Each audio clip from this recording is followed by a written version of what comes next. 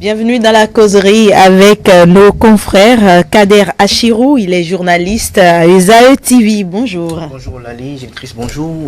Amis téléspectateurs, bonjour. Merci d'être venu. Charles Olympio Seboka, vous êtes acteur politique. Merci d'être venu. Bonjour d'abord. Bonjour madame la journaliste, bonjour chers amis journalistes. Et bonjour. Juste, en face de vous, Abel Dako. Voilà, Abel Dako, bonjour. Bonjour Lali, journaliste. Je dirais que c'est un truc de lèse-majesté que vous commettez. Parce qu'elle a oublié Très bien, merci à tous d'avoir été là. Abel Dako, correspondant de FM Liberté au Bénin, au Nigeria. Avec vous, nous allons décortiquer la délivrance du récépissé provisoire au parti Force Cori pour un Bénin émergent. Nous verrons un peu quelle est sa portée politique. Abel Dako, d'abord, le fait que le parti FCBE reçoive son récépissé provisoire, est-ce que cela traduit la bonne foi du gouvernement, contrairement à tout ce qu'on a entendu dans le rang même de ces acteurs politiques? La délivrance de ce document administratif traduit-il la bonne foi du gouvernement? C'est la question à laquelle on peut répondre avec certitude qu'aujourd'hui, au regard des faits, on ne peut point s'en douter en se disant donc que le gouvernement a traduit à travers les actes donc sa bonne foi de permettre à tous les partis politiques existants en République du Bénin et qui sont en règle vis-à-vis donc du ministère de l'Intérieur et conformément aux exigences également de la loi fondamentale de notre pays, que désormais les forces Cori pour un Bénin émergent remplissent donc les conditions qu'il faut pour obtenir ce document. Tout le reste ne serait donc d'interprétation, tout le reste ne serait donc des faits qui s'observent au regard donc de l'impulsion, au regard de ce que l'on pourrait reprocher à ci ou à ça. Kader Achirou. Je crois que c'est une joie. C'est une joie pour les uns et les autres d'apprendre que désormais le parti politique Force Cori pour un Bénin émergent, qui a eu animé la vie politique nationale pendant 10 ans avant le président Patrice Talon, existe désormais au Bénin et peut participer aux prochaines élections, à les élections communales à venir et la présidentielle plutôt à venir. Je ne veux pas me verser dans cette polémique qui s'est enflammée depuis la délivrance de ce document avec à l'actif des acteurs politiques de cette même formation politique qui refutent un tant soit peu. On va revenir à ce point-là de la question tout à l'heure. Mais je peux vous dire d'entrée de jeu que c'est une joie et ça traduit la bonne foi de l'exécutif de vouloir permettre à toute formation politique qui remplit les conditions imposées par la nouvelle charte des partis politiques de pouvoir compétir et participer aux élections du pays. Donc, pour ma part, il ne reste qu'aux autres de se mettre dans la danse, de faire comme FCBE pour avoir le récépissé. Voilà. Charles Olympio Seboka, on a reçu sur nos antennes hier Théophile Yarou sur le plateau de l'entretien et qui nous confiait qu'au sein de cette formation politique, d'ailleurs comme dans d'autres partis politiques, on fait un procès d'intention au gouvernement en place. Selon ces procès-là, c'est que même si le dossier est à jour et que le parti politique se déclare de l'opposition, le gouvernement ne va pas délivrer un récépissé à ce parti politique pour reconnaître son existence juridique. D'ailleurs, on a entendu ces différentes déclarations au niveau ou en cours de la période électorale, pendant la période électorale pour les législatives passées. Vous êtes membre de l'Union progressiste. On avait entendu par exemple que le parti l'Union progressiste, le Bloc républicain et même d'autres partis qui avaient eu leur certificat étaient peut-être gratifiés par l'exécutif en place. Est-ce qu'aujourd'hui maintenant, on peut s'assurer, est-ce que le gouvernement, à travers le ministère de l'Intérieur, a pu démentir tous ces procès d'intention-là? Merci beaucoup, monsieur le journaliste. Vous savez, la délivrance de ce document, de ce récépissé qui, depuis un certain temps, fait de grandes polémiques sur la toile et au Bénin, et je peux vous dire, c'est la preuve, la manifestation que le gouvernement, pendant que les exigences qu'on a demandées à toutes les formations soient honorées, les conditions soient réunies pour que l'on puisse passer à des étapes d'élection, eh bien, devraient être des choses à régler. Pour le cas, espèce de FCBE, et que les gens ont crié, on a eu entendu beaucoup de choses dans ce pays, et qu'aujourd'hui, c'est-à-dire à l'arrivée, qu'on ait constaté que le document a été délivré, et que tout le monde s'est dit, mais si on en est arrivé là, ça voudrait dire qu'entre-temps, des choses se faisaient et que il y avait raison. Il y avait donc de quoi leur dire, tant que vous ne passez pas cette étape, vous ne l'aurez pas. Donc, c'est la preuve aujourd'hui que le gouvernement a honoré à ses engagements et a permis à cette formation des FCBE d'évoluer et que dans le temps, aucune gratification ou bien aucun favoritisme n'a été fait pour l'Union progressiste ni pour le bloc républicain à l'époque. Voilà un peu ça ce qu'on peut dire ce matin. Parce qu'au ministère de l'Intérieur, il n'a pas été question seulement de l'Union progressiste ni du bloc républicain. Il y a eu le PRD, Mouel Bénin, FCDB, qui avait eu certainement le certificat de conformité. Naturellement. Abel Dako, cela signifie qu'effectivement, il suffisait juste de se conformer aux exigences du ministère de l'Intérieur d'avoir son document. Vous savez, l'adage le dit, si bien nul n'est censé ignorer la loi. Et puis tout le monde sait ce qu'il faut faire et comment il faut le faire pour répondre aux exigences qui régissent désormais la base des partis en République du Bénin à travers donc la nouvelle charte. Et sur ce plateau, je l'ai dit, comme sur bien d'autres plateaux, il faut être clair et le préciser pour la postérité parce que ce dont il est question, c'est un acte qui a été posé en amont et en aval, il faudrait le respecter parce que pour les uns qui ont oublié donc le départ de cette histoire, c'est que à l'Assemblée nationale en février, il y a bientôt 2 ans, 3 ans, si mes souvenirs sont bons, la charte a été revue à l'Assemblée nationale par les députés. Et en ce moment, il y avait les députés appartenant donc aux forces Cori pour un Bénin émergent. Enfin, ceux qui étaient encore sous donc cette bannière de cette formation politique. Merci infiniment de cette formation politique. Donc, ce sont eux qui ont voté parce qu'on se le rappelle très bien, à l'exception d'un seul député dont la position est très bien connue en ce moment-là et jusqu'à ce jour. Et donc, ce n'est pas aujourd'hui où on pourrait dire que ce sont les 2 blocs qui existent à l'Assemblée nationale qui ont voté cette charte, etc. etc. Non, c'est des lois que ces partis politiques ont voté, enfin les députés de ce parti politique ont voté en son temps. Donc aujourd'hui, ils n'avaient qu'à se conformer pour pouvoir obtenir ce papier. Et vous l'avez bien fait de le rappeler, ils sont un certain nombre de partis donc ont déjà rempli cette exigence-là, se sont conformés à cette exigence et ont obtenu leur papier. L'essentiel, c'est de pouvoir évoluer par rapport aux autres partis politiques en remplissant également leur part de mission, leur part donc de responsabilité pour obtenir ce papier. Ce qui a été fait. Et aujourd'hui, on en est là les uns et les autres sont là à polémiquer autour, alors qu'il ne devrait véritablement être le cas. Parce que, si on observe très bien, on regarde dans le passé, l'eau a véritablement coulé sous le pont. À cause de ce papier, ils n'ont pas pu participer aux élections. Et on a parlé d'élections avec tous les adjectifs qualificatifs possibles. Aujourd'hui, le papier est là. Dieu merci, c'est à la veille de 2 grands rendez-vous électoraux. Et donc, ils pourront donc se racheter, ils pourront donc se projeter dans ces élections-là. C'est le plus essentiel à mon point de vue. Kader Achirou, est-ce qu'on peut dire que ce récépissé vient tout changer, vient changer la donne au plan politique du pays? Ça vient plus que changer la donne. Parce que désormais, dans l'arène politique nationale, nous aurons un véritable parti politique digne de l'opposition politique au pouvoir, Patrice Talon, qui existe légalement.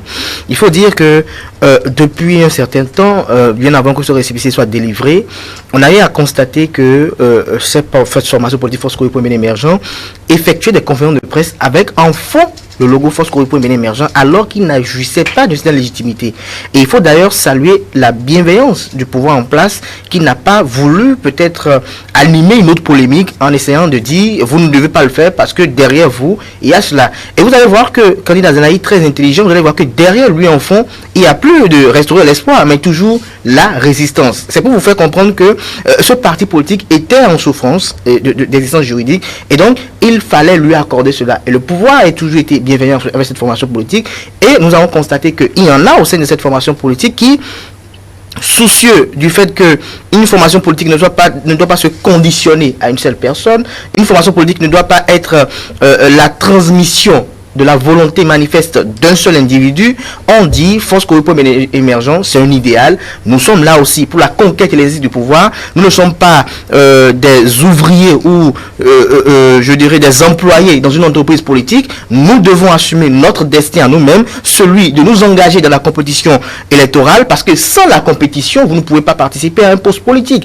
Et donc, vous ne pouvez pas aller à un poste électif. Et donc, face à cet état de choses, Théophile Yarou, Paul Rumper, Garba Yaya et bien d'autres ténors des Forces Kowepo Mbene émergents qui, je vais vous faire observer, qui à un moment donné ont eu à observer un silence face au jusqu'au-boutisme adopté par une frange de leur formation politique. On dit désormais il faut que nous allons faire les choses. Et je voulais tout le temps chanter ici sur ce plateau, la politique est une question de rapport de force. J'ai bien aimé ce que a eu à évoquer le chroniqueur politique ce matin. Vous savez, il y en a parmi ces acteurs politiques au sein de cette formation politique qui ont la nostalgie du passé. C'est-à-dire qu'ils ont été tout le temps au pouvoir, ils ont tout eu dès qu'ils ont voulu, comme ils l'ont voulu. Et aujourd'hui, du moment où ils sont dans une posture où ils vivent les réalités de l'opposition, ne l'ayant pas vécu, ils le vivent avec une réelle amertume parce qu'ils ne se voient pas dans une posture de pouvoir voir le pouvoir exécutif leur imposer un dictat. Alors que eux-mêmes, par le passé, ils ont eu à imposer un dictat à d'autres formations politiques. Je me rappelle, comme c'était hier, comment le dictat du chaos a été imposé à Maître Adrien Mbedi et comment lui, en bon démocrate, a eu à assumer cela. Je crois que en bon démocrate, parfois, il faut essayer d'assumer et de concéder certaines choses pour le bonheur, non seulement de cette démocratie qu'on prétend, je dirais, défendre, parce que n'oubliez pas que chaque fois, ce ne sont que des discours qu'on peut teinter des thématiques récurrentes sur l'état de droit, la démocratie, le vivre ensemble et autres, mais en réalité, vous voyez que c'est toujours les mêmes acteurs qui font la chose. Et tout à l'heure, j'ai bel et bien aimé le rappel et l'exposé de mon vis-à-vis qui vous a rappelé un peu le processus qui nous a conduit, je dirais, à la réforme du système partisan. Oui. Vous n'aurez pas oublié qu'il y a eu des séminaires sur séminaires qui ont été effectués dans les 4 coins du pays sur cette réforme du système partisan, j'en viens, et que à l'issue des séminaires qui ont été effectués, il y a eu une plénière qui a statué sur cette question et le nombre de députés qui ont eu à voter, je ne veux pas vous le rappeler parce que c'est la palissade désormais au Bénin, ce nombre de députés qui ont voté en faveur de cette charte des partis politiques. Et à l'époque, au sein de ce Parlement, au sein de cette institution parlementaire, il y avait des députés élus et qui se réclamaient de cette formation politique aujourd'hui. Alors, on me dira que dans un esprit sarcastique que les institutions sont à la solde du pouvoir en place, mais je dis, ce sont des Béninois qui animent ces institutions politiques, ce sont des Béninois. Et là, s'ils sont pris en l'air, s'ils sont pris en otage, c'est que tout le système est pourri. Si tout le système est pourri, alors allons-y à une refonte. Et donc, je ne trouve pas le fait qu'on vienne s'ériger en donneur de leçons alors qu'on est soi-même sale. Je ne trouve pas qu'on vienne demander à ce qu'il y ait une lutte contre la corruption alors que nous sommes plus corrompus que ceux qu'on prétend donner de leçons. Et qu'aujourd'hui, dans la situation actuelle, il faut plus ou moins se réjouir du fait que FCBE a obtenu son récépissé provisoire et que les 2 grandes observations importantes à faire observer, c'est que Boniaï jouit toujours de ses pleines prérogatives de président d'honneur de cette formation politique et que ceux qui ont été exclus du bureau national demeurent membres de cette formation politique. Et il faut noter que vous, quand vous êtes membre de cette formation politique, rien n'exclut qu'un membre peut être candidat pour une mairie, peut être candidat pour une présidentielle. Et donc, qu'on arrête les spéculations inutiles, qu'on arrête d'être aux ordres d'un homme, mais qu'on prenne le destin d'une formation politique en main pour faire la promotion d'autres personnes. Et qu'on ne reste pas tout le temps là dans le jusqu'au boutisme pour dire c'est ce que nous voulons. L'opposition n'est pas là pour imposer une feuille de route à Patrice Talon. Patrice Talon a été élu avec son programme. Il va exécuter son programme sur la base duquel le peuple béninois l'a élu.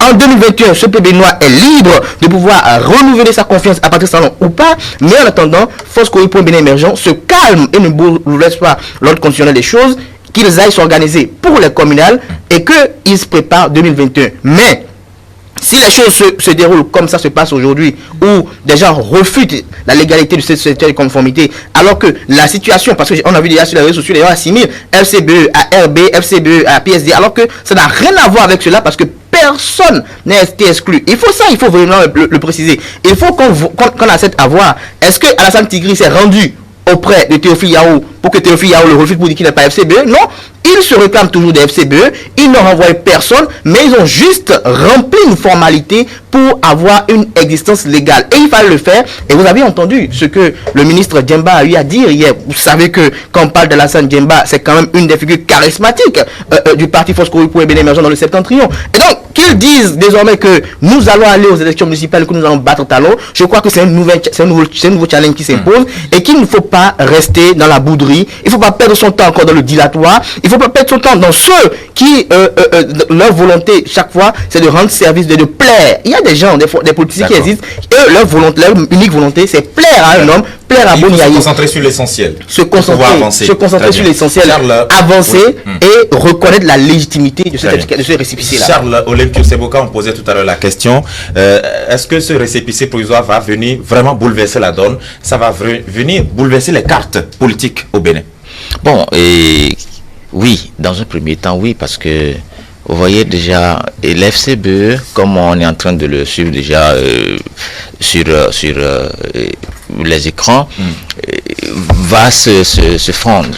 Et on aura d'ici là 2 clans de FCBE.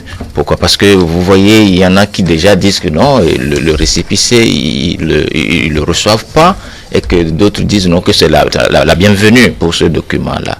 Et pour avoir fait le FCBE, puisqu'il faut rappeler au passage que j'étais le responsable à la communication des FCBE dans la 16e circonscription électorale ici, au 9e. Donc, je connais bien la maison FCBE, et quand j'ai vu certaines personnes autour de Tigri à la conférence, je voyais déjà jusqu'où ils veulent en venir. Donc, c'est pour dire quoi? Voilà, donc c'est pour dire que moi, de ma position de jeune acteur politique au Bénin, de ma position de jeune qui veut que dorénavant le Bénin aille au Conseil des grandes nations, et de ma position de jeune qui rêve aux côtés du chef de l'État parce que nous avons trop perdu le temps, je me suis dit, il faut rappeler à certains qui aujourd'hui continuent encore d'aller dans les agitations, qui sont encore en train de vouloir demander à ma génération de continuer à perdre le temps, que vraiment ce serait pas bien que l'on continue avec cette mauvaise pratique, et qu'il est temps que l'on se range dans la bonne démarche, dans les bonnes directives, pour que véritablement nous avancions. Et je disais tantôt, M. Tidi, ça va remettre beaucoup de choses en ébullition, ce que nous voyons maintenant avec l'arrivée de ce récépissé-là. Donc, c'est un peu ce que je tenais. C'est un nouveau challenge, pour les partis politiques. Oui, Abel, d'accord.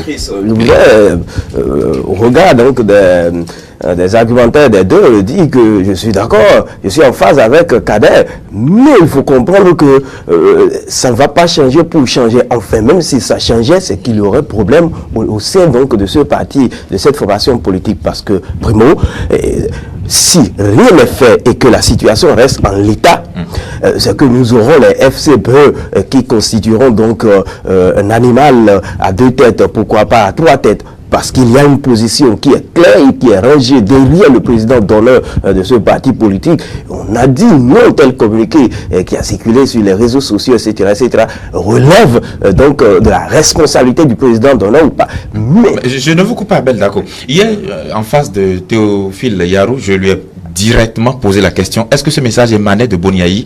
Il n'a pas pu répondre par oui. Il ne sait pas si c'est ça vient de lui. Mais il imputait, enfin, il situait la responsabilité. Il disait que c'est à Boniaï de mettre fin à cette, on va dire, à cette pagaille-là. Parce qu'il a qualifié ça de pagaille.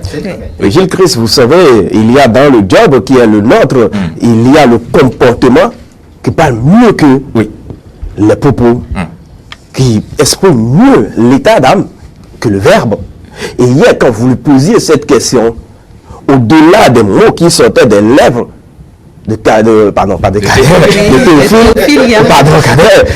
Théophile, j'ai lu au-delà donc de ces mots qu'il y a une situation de mal à l'aise. Une situation de mal à l'aise pour la seule raison que aujourd'hui, s'il y a un communiqué qu'on reproche, enfin qu'on impute au président d'honneur ou pas, qu'on lui attribue ou pas. Est-ce que 72 heures après ce document qui a été délivré, 72 heures, pour quelqu'un qui se veut disons, un responsable de ce parti politique, de vous à moi, est-ce qu'il pourrait dire que, est-ce qu'il ne pourrait pas dire avec conviction ou pas que cela relève du chef de l'État? Et c'est ce que moi j'ai observé, je vais m'expliquer, c'est ce que j'ai observé à travers son comportement, parce qu'il pouvait dire oui, ça relève du président d'honneur, parce que tout de suite, quand tout le monde, j'ai vu ce communiqué, je l'ai appelé. À la différence de vous et moi, lui, il peut directement joindre le président d'honneur sur son numéro personnel ou lui envoyer un test. Ah, je viens de lire, c'est où ça.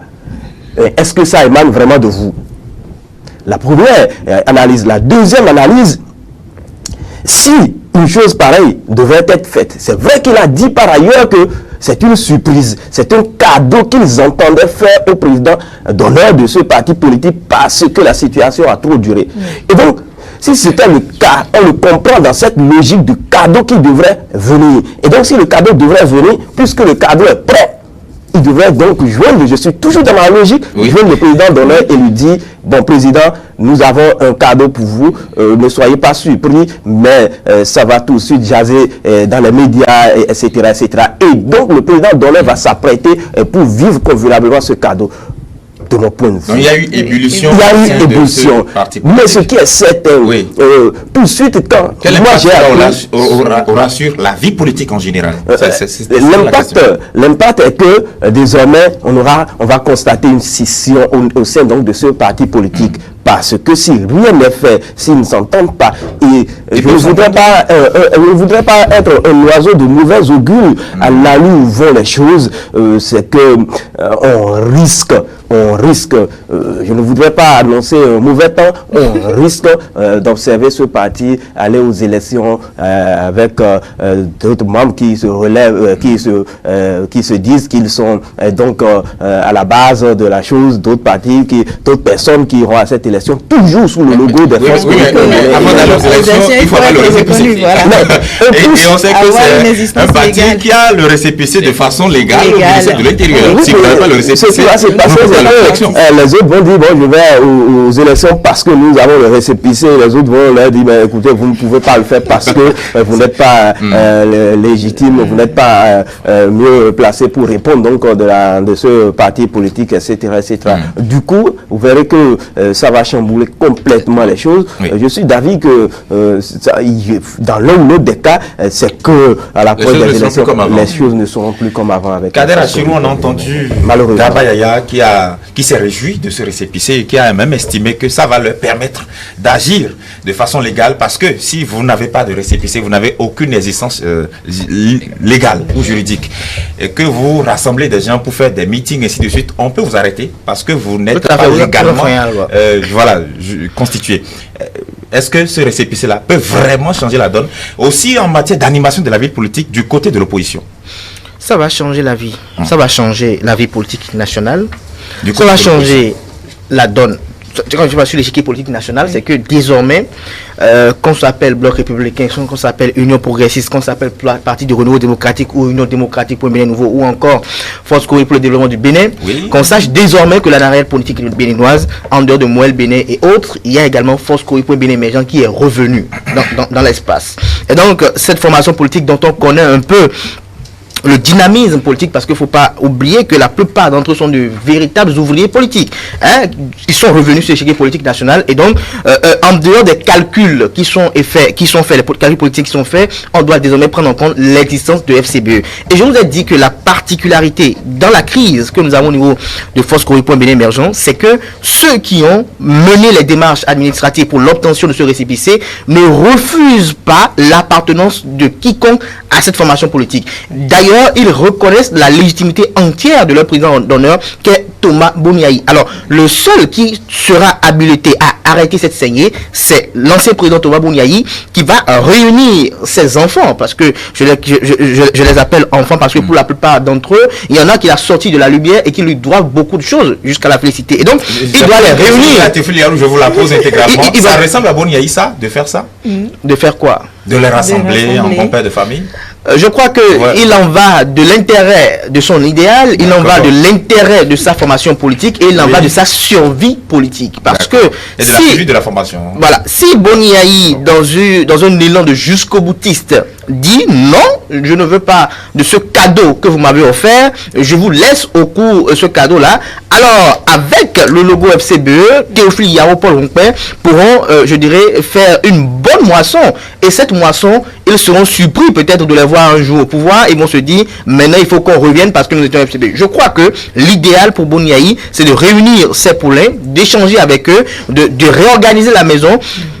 Valentin Guénontin, le ministre, l'ancien ministre de la Sécurité, Komi Kouché, et l'ancien ministre de l'Intérieur, Simplice Kodjo, ils n'ont pas été exclus de la formation politique, ils sont juste devenus simples membres de la formation politique. Et je l'ai eu à préciser tout à l'heure que faut pas qu'on sème de la confusion dans la tête des militantes et des militants. Faudrait pas qu'on sème de la confusion dans la tête des populations. En étant membre d'une formation politique, vous pouvez vous retrouver candidat pour une élection. Et donc, en ce moment donné, il n'y a plus de polémique. Théophile Yarou n'a pas interdit que Komi Kouché soit candidat à la présidentielle 2021. Il n'a pas interdit que Valentin Guénontin soit probable candidat à la présidentielle 2021. Alors pour moi, le débat ne se situe pas là. D'autres débats qui doivent se faire, c'est comment effectuer un autre combat pour que ceux qu'il qualifie d'exilés politiques puissent rentrer au pays. Et donc, ils doivent s'unir. Et c'est dans l'union qu'ils doivent avoir la force pour effectuer les combats qui sont les leurs. Mais en restant dans une opposition hétéroclite également, parce que n'oubliez pas que quand on parle aujourd'hui d'opposition qui s'est baptisée comme résistance, où nous avons d'un côté le couple Soglo, de l'autre nous avons un certain candidat Zanaï et son Guido Soumitokpe. De l'autre côté, nous avons les FCBE qui constituent pour moi l'épicentre de l'opposition, parce que la seule formation politique pour ma part qui est digne d'être qualifiée de force de l'opposition est Force Kouri Bien Émergent, parce que depuis toujours, ils ont été toujours contre les projets de gestion, de gouvernance du président Patrice Talon, et donc c'est une légitimité qu'ils se réclament de l'opposition. Mais de l'autre côté, nous avons avec eux des gens qui ne partagent pas les mêmes objectifs de combat, des personnes qui sont eux-mêmes dans l'objectif de pouvoir eux-mêmes conquérir le pouvoir d'État et l'exercer. Et donc, ils sont dans une posture qui n'est pas du tout celle des FCBE. Pourquoi? Je m'explique. Vous avez au niveau de Sébastien Germain à Javon quelqu'un qui a eu à soutenir Patrice Talon pour l'élection présidentielle, et que une fois il n'a pas une essence juridique, hein? Il n'a pas une élection juridique, mais une fois le pouvoir obtenu, ils sont fâchés parce que ce qui aurait été promis n'a pas été obtenu, et donc ça a été pomme de discorde. Nous avons de l'autre côté aussi un candidat Zanaï qui avait été un coquin de Patrice Talon, et qui du jour au lendemain, on ne sait pas ce qui s'est passé, il nous dit qu'il est opposant. Mais moi je dis, c'est une réjouissance pour tous les Béninois d'apprendre que Force Kouri Bien Émergent existe désormais légalement et peut participer aux élections à venir. Et donc il ne sert à rien d'enracher la polémique pour savoir comment ça a été fait, est-ce que cette lettre vient de Boni Yayi ou pas, est-ce que Boni Yayi a fait ci ou pas. Je crois qu'il faut aller à l'union. Il faut aller à l'union, et c'est déjà une bonne nouvelle pour moi d'apprendre que des ténors comme Idriss Oubako, comme Garba Yaya, ceux qui sont les grands intellectuels de cette formation politique, se retrouvent autour de ce projet, alors que les autres se rallient à eux et qu'ils arrêtent d'être des tâcherons politiques, qu'ils se rallient à eux pour que véritablement FCBE puisse aller à une réelle refonte pour la conquête et l'exercice de pouvoir. Mais si il reste là à se chamailler autour de ce récépissé, alors la malédiction de la division va être effective, et vous allez voir que ce parti politique sera au bord du naufrage que nous ne l'espérions pas, parce que il serait de bon ton d'avoir en face une formation politique qui puisse être cette formation politique qui serve de gendarme au pouvoir en place, en quelque sorte. Voilà. Charles Olympio Seboka, ce matin, le chroniqueur Agapit Napoléon Maforika avait titré sa chronique L'heure de vérité. C'est l'heure, bien sûr, de vérité pour Boni Yayi. Quelle est la responsabilité de ce dernier dans tout ce qui se passe actuellement? Bon, et madame la journaliste, vous savez, oui, l'heure de vérité à Boni Yayi, parce que depuis ce temps jusqu'à maintenant, où nous apprenons que le certificat provisoire, le récépissé leur a été délivré, Boni Yayi, dans l'ombre comme devant les caméras tout le temps, était censé être l'homme, le responsable qui doit donner des orientations, des directives à ses collaborateurs. Et si nous avons pu vivre tout ce que le peuple béninois a vécu en matière d'animation de la vie politique contre le pouvoir en place.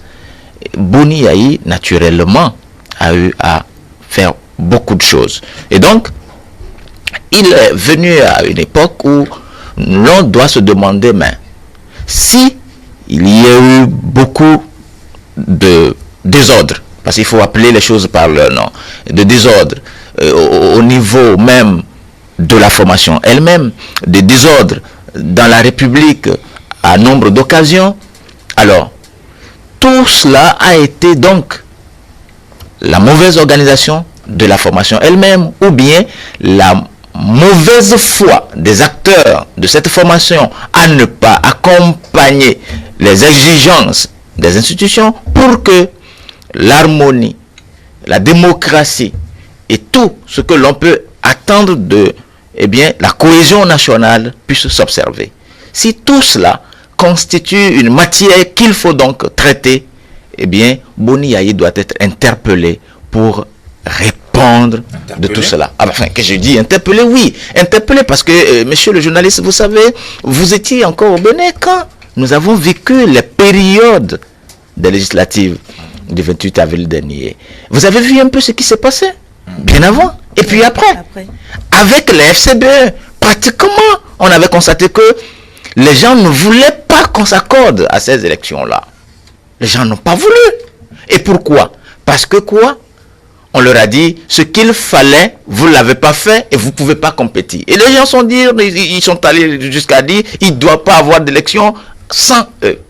Vous voyez. Mais aujourd'hui, qu'est-ce qu'ils ont pu faire finalement pour que le récépissé provisoire leur a été remis, délivré? Ça voudrait dire qu'entre-temps, il y avait de la volonté à ne pas se conformer à ce que les institutions réclamaient. Donc, des comptes à demander à ces responsables s'imposent. Voilà un peu l'heure de la vérité à laquelle nous nous sommes confondus. Et pour cela, je veux dire, et à ma génération, je veux dire au peuple béninois que chacun est responsable de lui et responsable dans la foulée que nous, menons aujourd'hui vers le développement.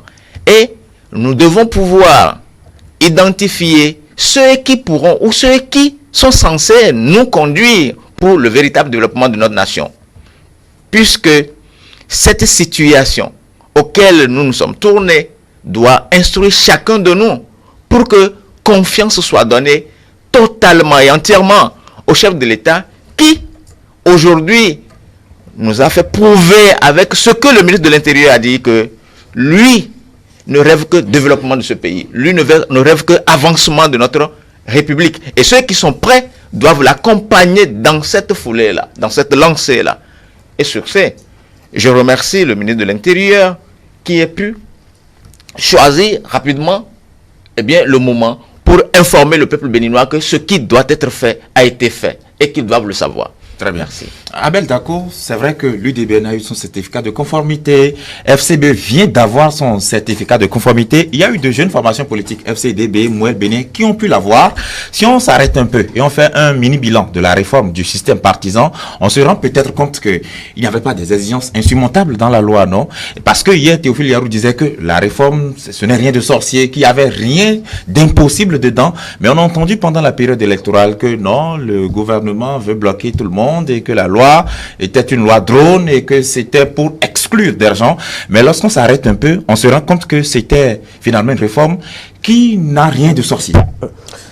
C'est le moins qu'on puisse dire aujourd'hui, et les avertis avaient déjà prédit ce à quoi on assiste aujourd'hui, parce que, hormis les tracasseries administratives d'alors, hormis également le fait que cette élection législative pressait, tout le reste n'était que, permettez-moi, mauvaise foi, mauvaise volonté, parce que on entendait rallonger un peu le temps, on entendait bloquer le verbe est un peu fort, le processus qui visait donc à renouveler les députés à l'Assemblée nationale. On entendait donc bloquer un certain nombre de projets, etc., etc., parce que ils savent très bien qu'ils parlent d'installation, d'abord la procédure qui consistait à aller aux élections jusqu'à l'installation de l'Assemblée nationale nouvelle, etc., etc.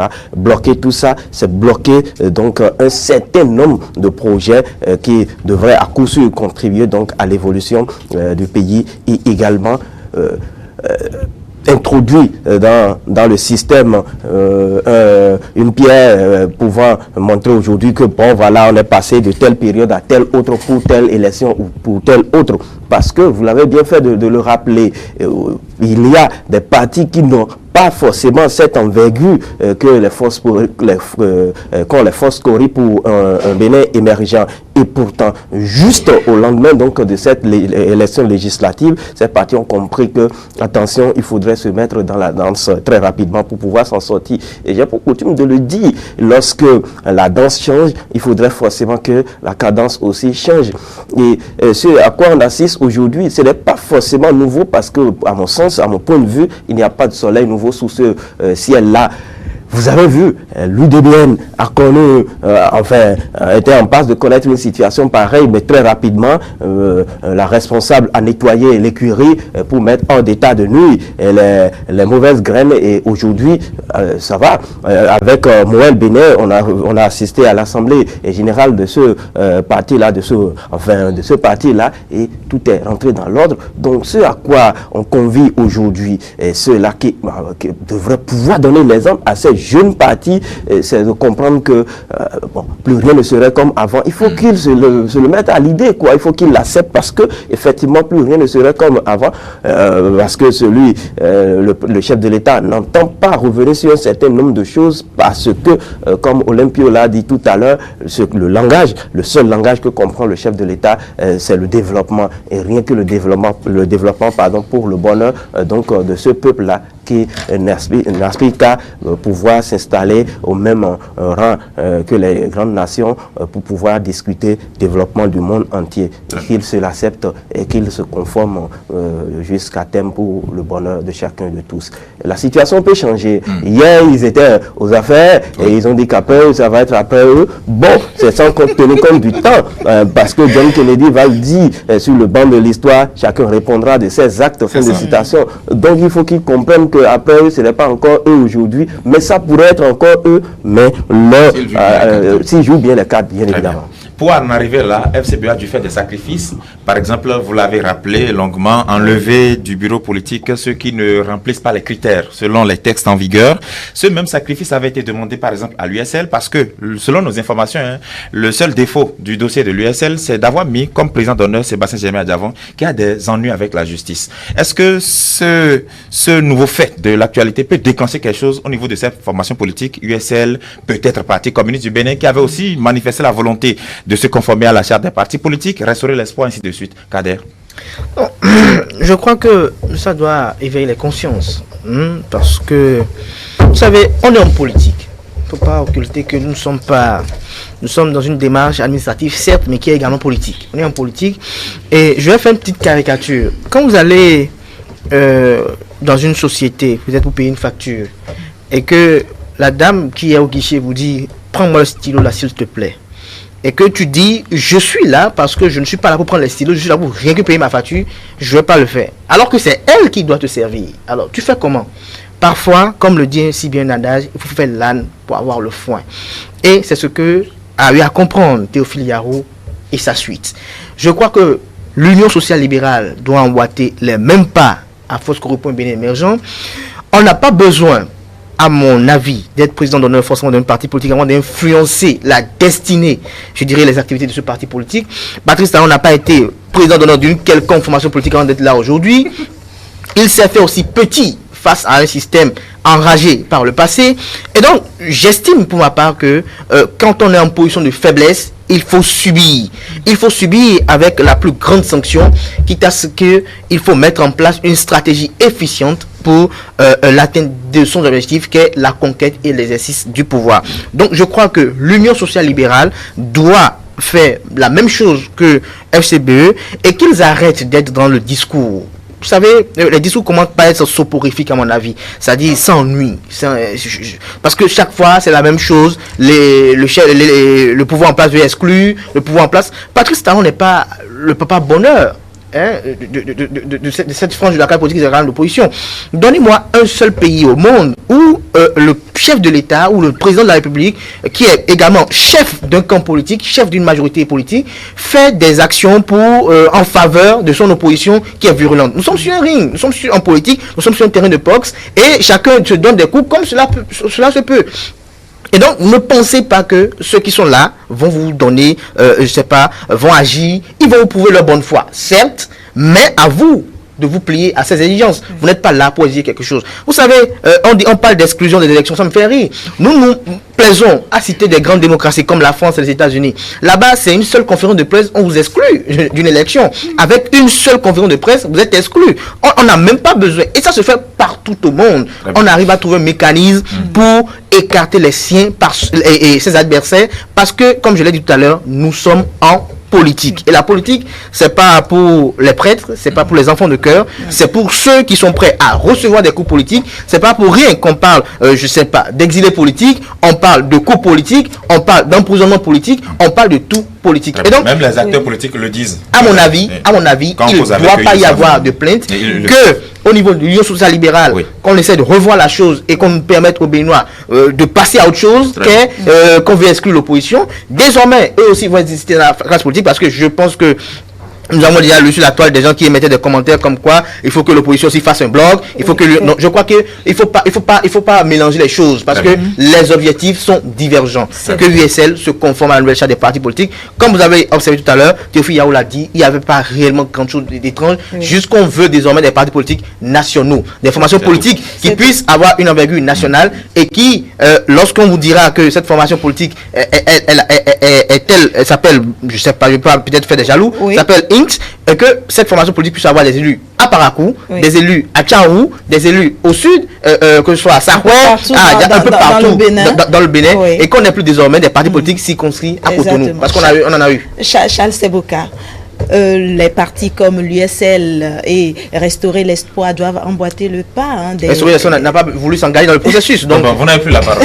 Bon, madame la journaliste, vous savez, les autres formations politiques qui, jusque-là, n'ont pas encore atteint ce niveau que désormais les FCBE ont atteint, doivent emboîter le pas à la formation des FCBE. Et pourquoi? Parce que dorénavant, qui désire faire de la politique au Bénin doit réglementairement se conformer aux exigences, se conformer aux dispositions réglementaires. Donc, et que ce soit l'USL, comme l'a dit Cadet tantôt, et l'USL Restaurer l'Espoir et tout le reste que nous connaissons, ils doivent emboîter le pas au FCBE pour que nous ayons un paysage politique beaucoup plus responsable. C'est d'ailleurs ce que veut le chef de l'État, que dorénavant, tout se passe dans une certaine norme, que plus personne ne vienne distraire le monde, distraire la population, distraire le peuple béninois. Le peuple béninois, son bien-être et son organisation est la première préoccupation de M. Talon. Non, peut-être, au départ, on ne l'a pas su, nous ne l'avions pas compris. Des procès d'intention, de tout ce qui a été fait. Je vous dis, l'on ne faisait que dire que rien n'était bon. Voilà. Parce au début de cette mandature, écoutez, il faut rappeler que j'étais encore FCBE. C'est ça. Jusqu'au congrès de Parakou, parce que j'étais à Parakou. Les 10 et 11 février, j'étais à Parakou. J'ai participé activement au congrès. Très bien. Et j'ai vu un peu comment les choses se passaient. Et je puis dire à ma génération, au peuple béninois, à la date d'aujourd'hui, que nous avions perdu beaucoup de temps. Et nous ne devons plus continuer avec ce que nous avons vécu là.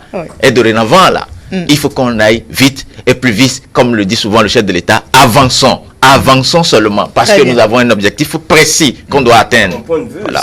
ISL et autres ne se conforment ils comprendront qu'ils ne seront que l'ombre d'eux-mêmes. C'est tout ce que j'ai à dire par rapport à... Merci infiniment, Abel Dago, Merci. journaliste. Vous êtes correspondant de FM Liberté au Bénin et au Nigeria. Kader Achirou, merci d'avoir été là. Non, Vous voulez dire quoi? C'est pour dire que... Je vous arrache la parole si vous dépassez la 10 secondes. Je ne vais pas dépasser les 10 secondes, je Oui. dirais juste que la réforme du chef partisan n'est pas forcément la volonté du chef de l'État. Du moins, elle a été validée au niveau de l'Assemblée nationale. Elle a été Oui. une volonté populaire et on doit s'y conformer, qu'on le veuille ou pas. Merci, vous avez été vraiment succinct pour une fois. Merci d'avoir été là. Vous êtes journaliste à ESA TV. Charles Olympio Seboka, acteur politique, membre de l'Union progressiste. Merci d'avoir activement participé à cette causerie telle que vous aviez participé à l'au congrès très activement. On se dit une très belle semaine. On vous souhaite une très belle semaine. On se retrouve très prochainement. Merci infiniment.